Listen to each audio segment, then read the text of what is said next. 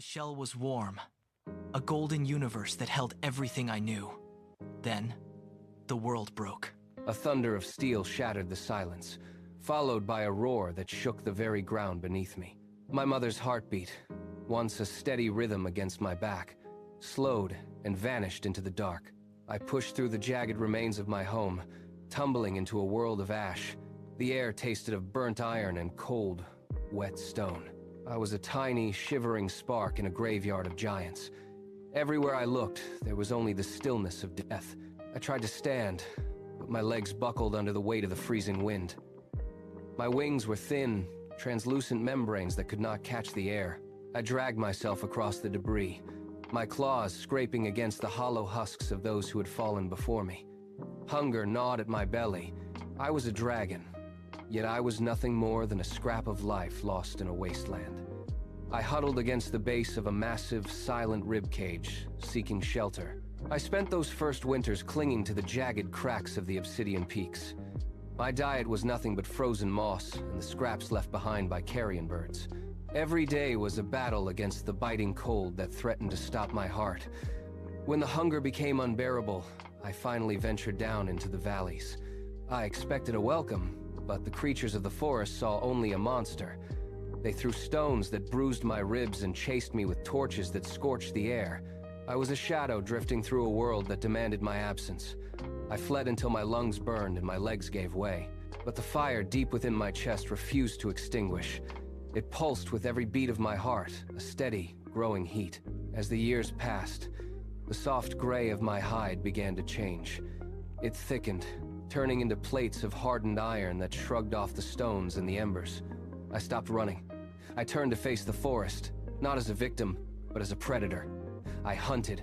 I grew. I learned that survival was not a gift given by the world, but a territory I had to claim for myself. The hunger that once haunted my youth became the engine of my strength. I found them in the ruins of a border town. A griffin with a wing bent at an impossible angle, and a wolf whose eyes held the same hollow silence I carried. We were a pack of the unwanted, bound not by kinship, but by the jagged scars we wore. We sold our strength to kingdoms that would never speak our names. We fought their wars, turning the tide of battles while the kings watched from high walls. I remember the sting of iron arrows biting into my hide, and the searing heat of enemy fire that left permanent welts across my back. We were heroes to the masses, yet we remained ghosts to ourselves. Each victory felt like a hollow exchange. I buried the griffin beneath a pile of shale after a siege in the north, and I left the wolf in the tall grass when his breath finally failed. The fire that once drove me began to flicker, struggling against a cold that seeped into my marrow. My wings, once capable of blotting out the sun, grew heavy and stiff. I was winning every battle, yet I was losing the war against my own fading spirit. The exhaustion was a permanent shadow that followed me. I turned my back on the valleys and climbed. My wings beat against the thin, freezing air, each stroke a labor that sent tremors through my chest. The joints in my shoulders groaned, stiffening with every mile gained. I was heading for the highest peak, the jagged spire where my life had first begun in blood and sorrow. Halfway up, I banked into a thermal, feeling the wind tear at my membranes, and looked down at the kingdoms I had saved. They were small, distant, and utterly indifferent to the creature that had bled for their survival. I did not care. I pushed higher until the air turned sharp and biting. I landed on the summit, the stone beneath my talons cold and unyielding. My heart, once a furnace of rage and survival, slowed its rhythmic drum to a crawl.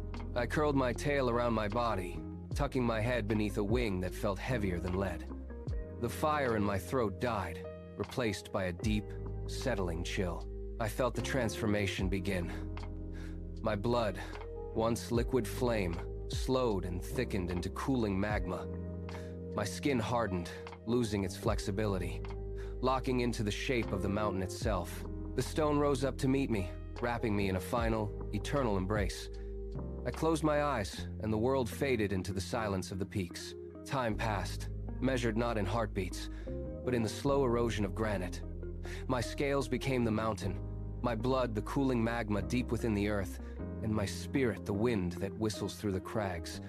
I am a sentinel now, carved by the patient hands of sorrow and the relentless passage of years. Below, the world continues its frantic pace, but up here there is only stillness. Children climb upon my frozen back, their small hands tracing the ridges of my spine. They whisper stories of the dragon who outlived his pain, unaware that I am listening through the stone. I am no longer a monster to be hunted, or an orphan to be pitied. I have shed the weight of survival. I have found the place where the sky meets the earth.